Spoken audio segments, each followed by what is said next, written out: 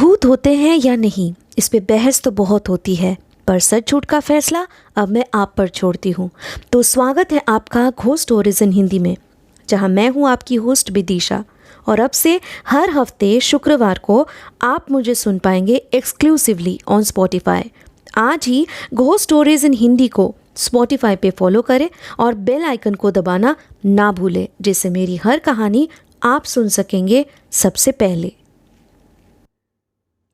अक्षय को खुद पे बहुत ज़्यादा गुस्सा आ रहा था। इतना अफसोस उसे आज तक कभी नहीं हुआ।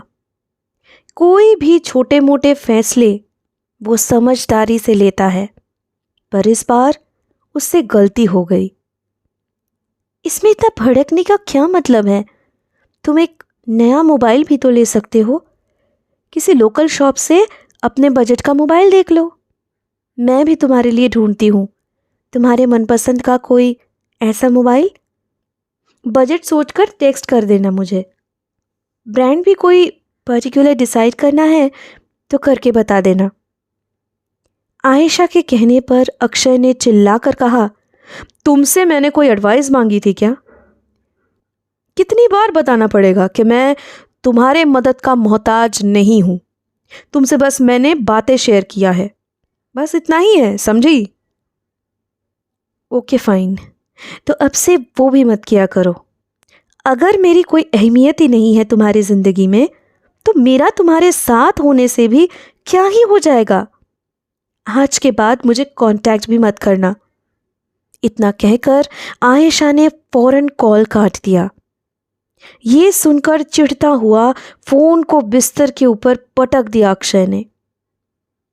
अगले कुछ दिनों तक काफ़ी दुकानों के चक्कर काटकर भी अक्षय को अपनी मनपसंद का कोई भी मोबाइल नहीं मिला। एक भी सही दुकान नहीं मिला। ऑनलाइन में जब ऑफर्स चल रहे थे तब इस फ़ोन में कोई भी दिक्कत नहीं थी, पर जैसे ही सारा सेल ख़त्म हुआ तभी इसे अपना असली रंग दिखाना था। मन करता है ना इसे कहीं फेंक दूं मैं। अक्षय ने गुस्से में कहा, काम डाउन यार, मैं तुझे एक मोबाइल शॉप का एड्रेस भेज रहा हूँ।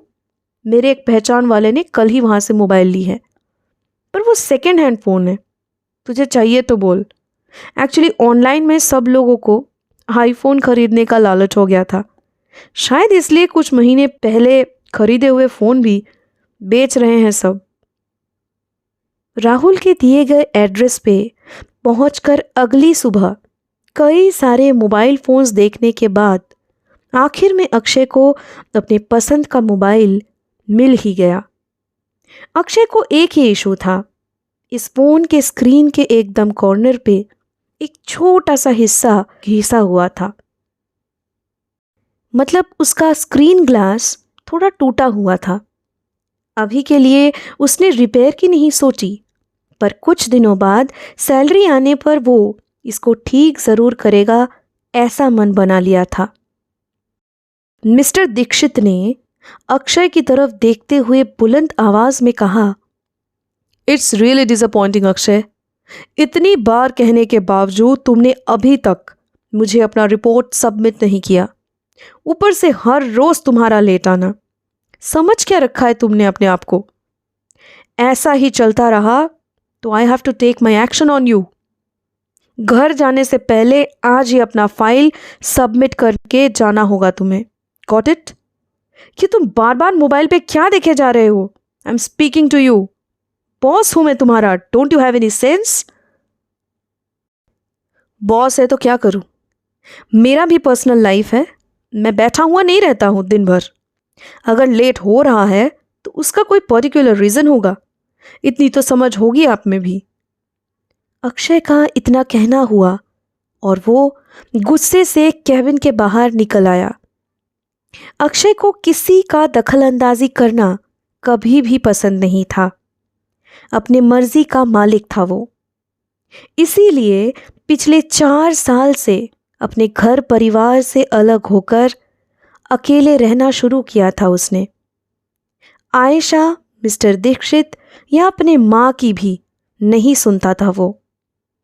बाकियों की तरह शायद मिस्टर दीक्षित भी उसे अब तक ऑफिस से निकाल चुके होते, पर उन्हें अक्षय के डेडिकेशन पे बहुत भरोसा था। किसी भी काम को बहुत मेहनत से और लगन से किया करता था अक्षय, जिसकी वजह से ऑफिस में बुरे बर्ताव करने पर भी कोलीग्स में उसके चर्चे थे। रात में मोबाइल फ़ोन के फीचर्स देखते हुए अक्षय को अचानक डोरबेल की आवाज़ सुनाई दी। बिस्तर के ऊपर मोबाइल रखकर अक्षय बोला, इस वक्त कौन आ गया? पक्का सोसाइटी के सेक्रेटरी होंगे, फिर से कोई दिक्कत लेकर आ गए होंगे बात करने। इनको इतना सुनाता हूं पर फिर भी आए जाते हैं। आज तो इनको मेरा असली रूप दिखाना ही पड़ेगा। करीब 10 मिनट बाद अक्षय वापस बेडरूम आकर खुद को शाबाशी देते हुए बोला, आज मज़ा चखा दिया उस बुड्ढे को। अब अगर ज़रा भी शर्म बाकी होगी ना, यहाँ दोबारा मुंह उठाकर चले नहीं आएंगे। अगले दिन ऑफिस पहुंचते ही मिस्टर दीक्षित मुस्कुराते हुए अक्षय के पास आकर बोले, मुझे तुम पर पूरा यकीन था Akshay. Well done my boy. बस यूं ही मन लगाकर अपना काम करते रहो। इसी महीने के एंड तक फिर प्रमोशन भी मिलकर ही रहेगी, देख लेना। तुमने कल रात रिपोर्ट वक्त पे सबमिट करके मुझे इंसल्टेड होने से बचा लिया। Thank you. मैंने कब भेजी रिपोर्ट आपको? अक्षय का ऐसा सवाल सुनकर मिस्टर दीक्षित ने कहा, मुझसे नाराज होकर ऐसी बातें कर रहे हो ना, पर कल रात रिपोर्ट देने के बाद तुम्हारा मैसेज देखकर तो ऐसा नहीं लगा था कि तुम नाराज हो। उल्टा तुमने मुझसे माफ़ी मांगी थी अपने बदतमीज़ी के लिए। चलो सी यू लेटर। अभी एक काम के लिए जाना होगा, लंच के बाद मिलना मुझसे आज। मिस्टर दीक्षित की बातों ने अक्षय के मन में उथल पुथल मचा दी। एक पल के लिए वो उनके जाने के बाद भी उसी जगह पर बुत बनकर खड़ा रह गया था। पर फिर उसे कुछ याद आने पर उसने तुरंत अपने पॉकेट से मोबाइल निकाला। स्क्रॉल करते हुए उसने पिछले रात का मेल और फिर व्हाट्सएप मैसेज भी चेक किया। अक्षय की रीढ़ की हड्डियों में मानो किसी ने बर्फ छोड़ दिए हो। जिस रिपोर्ट को उसने हाथ तक नहीं लगाया था, वो उसके आंखों के सामने सबमिट किया हुआ दिख रहा था। व्हाट्सएप पे मिस्टर दीक्षित अपने बॉस को कुछ ऐसे उसने माफ़ी मांगी हुई थी जो उसने कभी कल्पना भी नहीं की होगी। जिस वक्त वो अपने सोसाइटी के सेक्रेटरी के साथ बातों में उलझा हुआ था, शायद उसी वक्त उसके मोबाइल से ये सब टेक्स्ट किया गया था। इन्हीं सब बातों में उलझा हुआ अक्षय रात को बैल्कनी में बैठा हुआ था कि तभी अचानक से उसका मोबाइल रिंग होने लगा। मोबाइल की स्क्रीन पे जो नाम दिख रहा था, उसे देख अक्षय ये समझ नहीं पा रहा था कि उसे क्या करना चाहिए। पर उसी कश्मकश के चलते हुए उसने आखिर में कॉल उठाकर कहा, हाँ माँ बोलो। बेटा कैसा है तू? कल रात से बेहतर महसूस कर रहा है ना? या डॉक्टर के पास जाना पड़ेगा?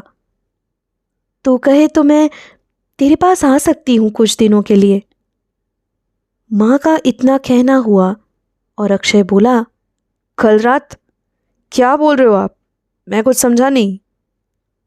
माँ ने चिंता जताते हुए प्यार से कहा, हाँ पता है, रात को तूने माफ़ी तो मांगी, पर अभी भी तू अपने माँ से नाराज़ है।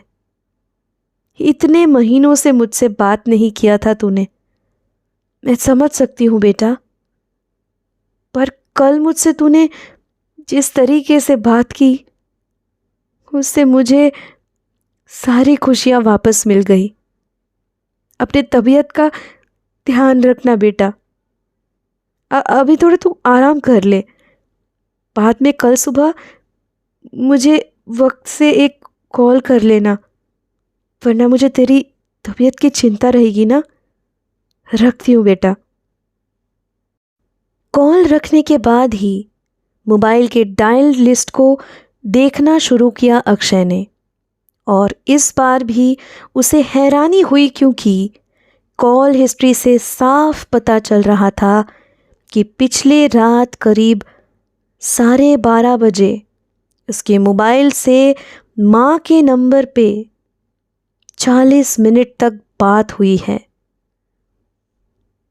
ये सब आखिर क्या हो रहा था?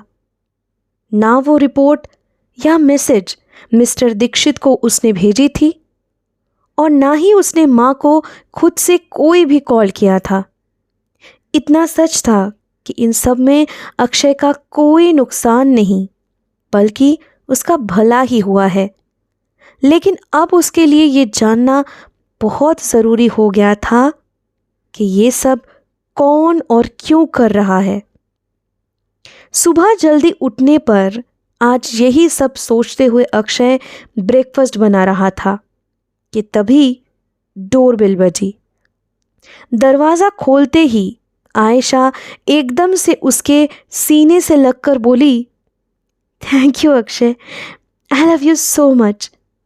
तुम्हारा भेजा हुआ बुके मेरे लिए अब तक का बेस्ट सरप्राइज़ है। आई एम सो सॉरी, मैंने उस दिन तुमसे इतनी रूडली बात की।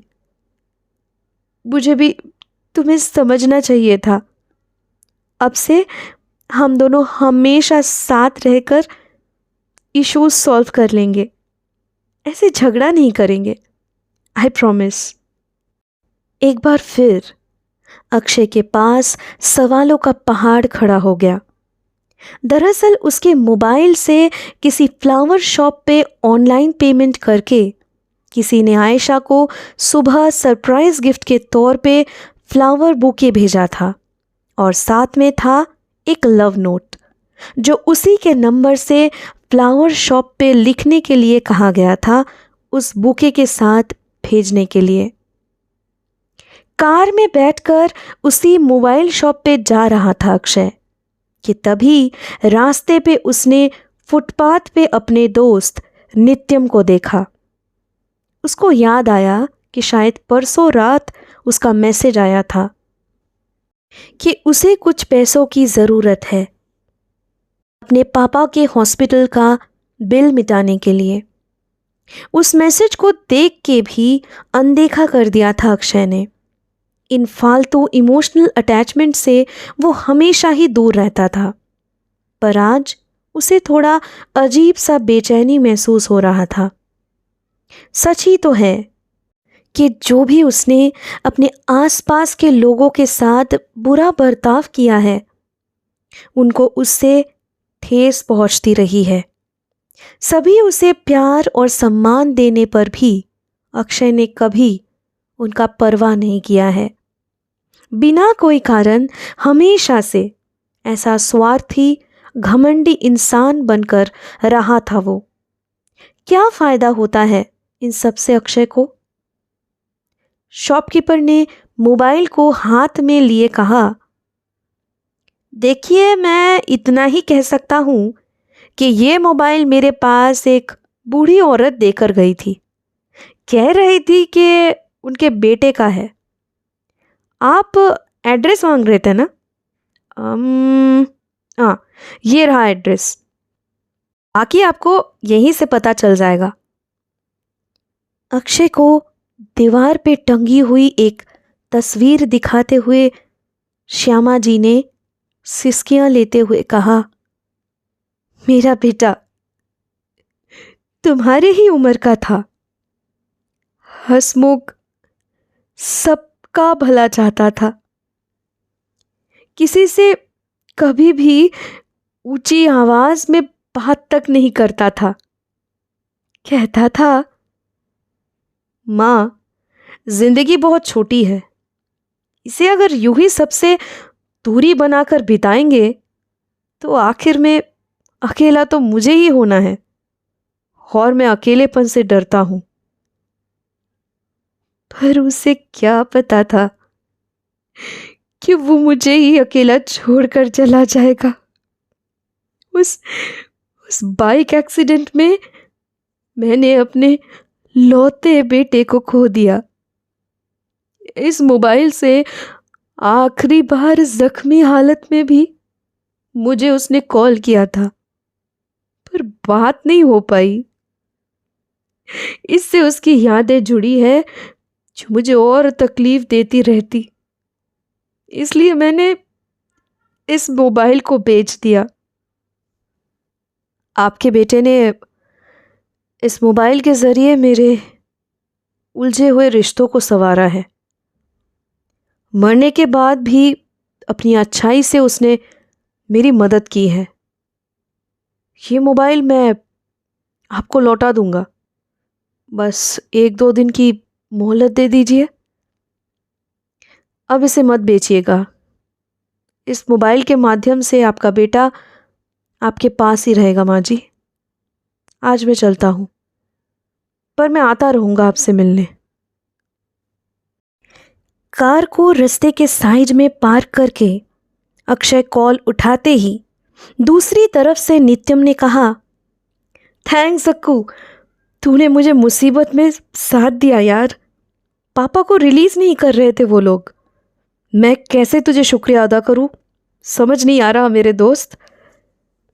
अक्षय ने जवाब में कहा, थैंक यू मत बोल। सुन, आगे भी कोई ज़रूरत पड़े तो झिझकना मत, अपना समझकर बोल देना। ये थी आज की पैरानॉर्मल कहानी। आई होप आपको ये पसंद आई होगी। घोस्ट स्टोरीज इन हिंदी को स्पॉटिफाई पे फॉलो करते वक्त बेल आइकन को दबाना ना भूलें, जिससे मेरी हर कहानी आप सुन सकेंगे सबसे पहले।